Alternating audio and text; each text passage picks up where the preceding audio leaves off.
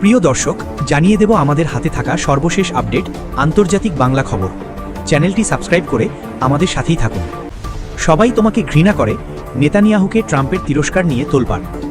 মার্কিন president Donald Trump ও ইসরায়েলের প্রধানমন্ত্রী বেঞ্জামিন নেতানিয়াহু সম্পর্কের নেপথ্যের একটি উত্তপ্ত ঘটনার নতুন তথ্য উঠে এসেছে সদ্য প্রকাশিত একটি বইয়ে। বইটির দাবি, গাজা যুদ্ধ চলাকালীন শান্তি পরিকল্পনা নিয়ে আলোচনায় এক পর্যায়ে ট্রাম্প নেতানিয়াহুকে উদ্দেশ্য করে বলেন, সব ইহুদি তোমার উপর বিরক্ত। বইটি প্রকাশের পর যুক্তরাষ্ট্রের রাজনৈতিক অঙ্গনে নতুন করে আলোচনা শুরু হয়েছে। ব্রিটিশ সংবাদ মাধ্যম দ্য টেলিগ্রাফের প্রতিবেদনে বলা হয়েছে, দ্য নিউ ইয়র্ক টাইমসের 2 সাংবাদিকের লেখা রেজ চেঞ্জ শীর্ষক বইয়ে এ তথ্য তুলে ধরা হয়েছে। বইটির বর্ণনা অনুযায়ী ট্রাম্প তার জামাতা জারেড কুশনার, যুক্তরাষ্ট্রের মধ্যপ্রাচ্য বিষয়ক দূত স্টিভ উইটকফ ও নেতানিয়াহুর একটি টেলিফোন আলাপের সময় এ মন্তব্য করেছিলেন। প্রতিবেদনে বলা হয়, ওই আলোচনায় 2025 সালের সেপ্টেম্বরে ট্রাম্প ঘোষিত 20 দফা গাজা শান্তি পরিকল্পনা নিয়ে কথা হচ্ছিল। প্রায় 2 বছর ধরে চলা ইসরায়েল হামাস যুদ্ধের পর এই পরিকল্পনা সামনে আনা হয়। মঙ্গলবার প্রকাশিত বইটিতে উল্লেখ করা হয়েছে, কাতারের রাজধানী দোহায় হামাসের একটি লক্ষ্যবস্তুতে ইসরায়েলের বিমান হামলার পর জারেড কুশনার ক্রমশ ক্ষুব্ধ হয়ে উঠেছিলেন। ওই হামলায় কাতারের সরকারি কর্মকর্তা একজন নিহত হন, যা আন্তর্জাতিক অঙ্গনে ব্যাপক সমালোচনার জন্ম দেয়। বইটির ভাষ্য অনুযায়ী এক পর্যায়ে কুশনার তার এক কোজি কর্মকর্তাকে বলেন, আমি আর থাকছি না, ইসরায়েলিরা পাগল হয়ে গেছে। তবে পরে তিনি পরিস্থিতিটিকে ইসরায়েলের উপর চাপ প্রয়োগের সুযোগ হিসেবে দেখেন, যাতে গাজায় যুদ্ধ বন্ধ করা যায়। এরপর কুশনার একটি শান্তি পরিকল্পনার খসড়া তৈরি করেন। 2025 সালের সেপ্টেম্বরে নিউ ইয়র্কে জাতিসংঘ সাধারণ পরিষদের অধিবেশনের ফাঁকে কাতারের প্রধানমন্ত্রী শেখ মোহাম্মদ বিন আব্দুর রহমান আল থানির সঙ্গে বিষয়টি নিয়ে আলোচনা করেন তিনি। পরে ট্রাম্প সেই পরিকল্পনা নেতানিয়াহুর কাছে উপস্থাপন করেন। বইটিতে দাবি করা হয়েছে, ফোনালাপের সময় ট্রাম্প নেতানিয়াহুকে বলেন, সবাই তোমার উপর বিরক্ত বিবি, সব ইহুদি তোমার উপর বিরক্ত। এখানে তিনি সম্ভবত জারেড কুশনার ও স্টিভ উইটকফের কথা উল্লেখ করেছিলেন, কারণ তারা দুজনেই ওই আলোচনায় উপস্থিত ছিলেন এবং উভয়ই ইহুদি। বইয়ের বর্ণনা অনুযায়ী ট্রাম্প আরও বলেন, তুমি এখন আর পিছু হটতে পারবে না, ইসরায়েলের সবচেয়ে ভালো বন্ধু আমি, সবাই তোমাকে ঘৃণা করে, কিন্তু আমি তোমার পাশে থেকেছি। এটি ইসরায়েলের জন্য দারুণ একটি চুক্তি। ফোনালাপের 2 দিন পর 2025 সালের 29 সেপ্টেম্বর হোয়াইট হাউসে আয়োজিত এক সংবাদ সম্মেলনে ট্রাম্প ও নেতানিয়াহু যৌথভাবে ওই পরিকল্পনা ঘোষণা করেন। পরে নভেম্বরে জাতিসংঘ নিরাপত্তা পরিষদও ওই পরিকল্পনাটিকে সমর্থন দেয়। রেজ চেঞ্জ বইয়ে বর্ণিত একাধিক উত্তপ্ত ঘটনার মধ্যে এটি একটি বলে উল্লেখ করা হয়েছে। দ্য নিউ ইয়র্ক টাইমসের সাংবাদিক ম্যাগি হ্যাবারম্যান ও জনাথন সোয়ানের লেখা বইটিতে ট্রাম্পের দ্বিতীয় মেয়াদের অন্দরমহলের বিভিন্ন ঘটনার বিবরণ তুলে ধরা হয়েছে, যা যুক্তরাষ্ট্রে ব্যাপক আলোচনার জন্ম দিয়েছে। বইটিতে ট্রাম্প প্রশাসনের শীর্ষ কর্মকর্তাদের নানা সংবেদনশীল আলোচনা স্থান পেয়েছে, বিশেষ করে এপস্টেইন ফাইল এবং ইরান যুদ্ধ পরবর্তী পরিস্থিতি মোকাবিলা নিয়ে অভ্যন্তরীণ আলাপ আলোচনার বিষয়ও এতে উঠে এসেছে।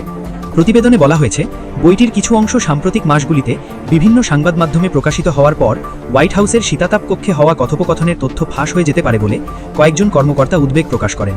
বইটিতে আরও দাবি করা হয়েছে, ফেব্রুয়ারিতে যুক্তরাষ্ট্রের ইরানে হামলার আগে ট্রাম্প ও নেতানিয়াহুর মধ্যে পরিস্থিতি কক্ষে আরেক দফা আলোচনা হয়েছিল, যেখানে নেতানিয়াহু ট্রাম্পকে বলেছিলেন ইরানে সরকার পরিবর্তনের উপযুক্ত সময়। তবে পরবর্তী এক বৈঠকে মার্কিন পররাষ্ট্রমন্ত্রী মার্কো রুবিও নাকি নেতানিয়াহুর ওই মূল্যায়নকে সম্পূর্ণ বাজে কথা বলে মন্তব্য করেছিলেন বলেও বইটিতে উল্লেখ করা হয়েছে। এসব ঘটনার বিস্তারিত বিবরণ প্রকাশ পাওয়ায় ট্রাম্প ভীষণ ক্ষুব্ধ হয়েছেন।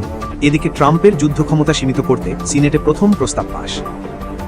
ইরানের বিরুদ্ধে যুক্তরাষ্ট্রের সামরিক পদক্ষেপ ঠেকাতে উত্থাপিত ওয়ার পাওয়ার্স রেজলিউশন সিনেটে 50-48 ভোটে পাশ হয়েছে।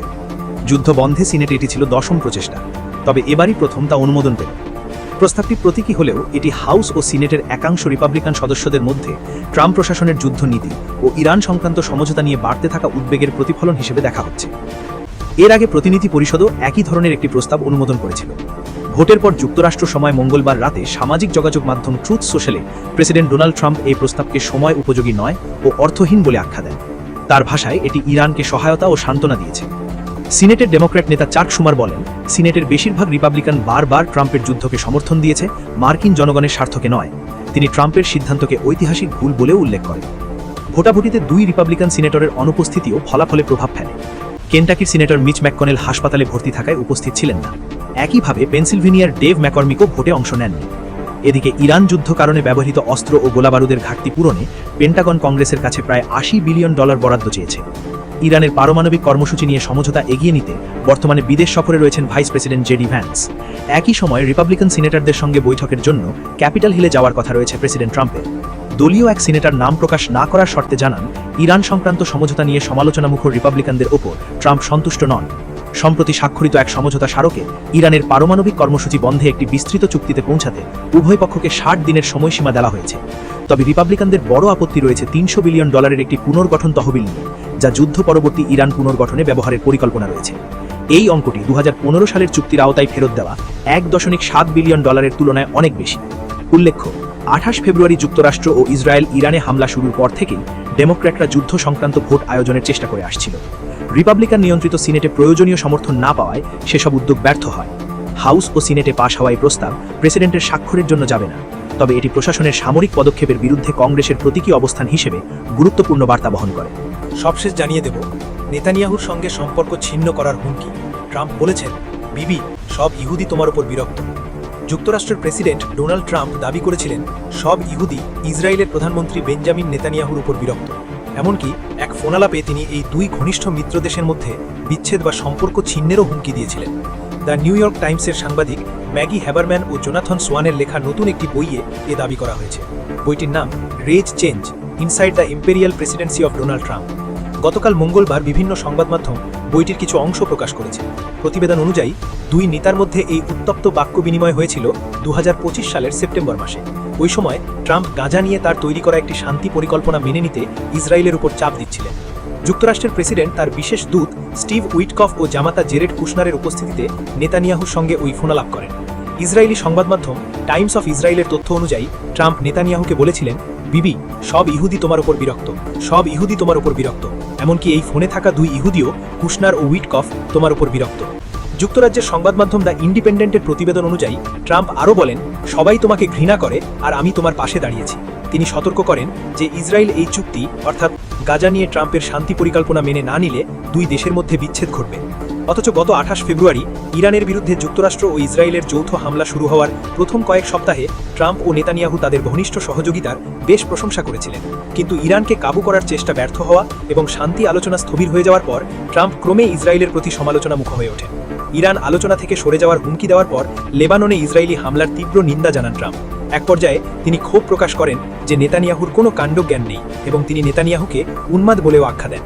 যুক্তরাষ্ট্রের সংবাদপত্র ওয়াশিংটন পোস্টের প্রতিবেদন অনুযায়ী মার্কিন গোয়েন্দা সংস্থাগুলি সম্প্রতি ট্রাম্পকে সতর্ক করেছে যে ইরানের সঙ্গে একটি স্থায়ী শান্তি চুক্তি প্রতিষ্ঠার ক্ষেত্রে নেতানিয়াহু বাধা সৃষ্টি করতে পারেন।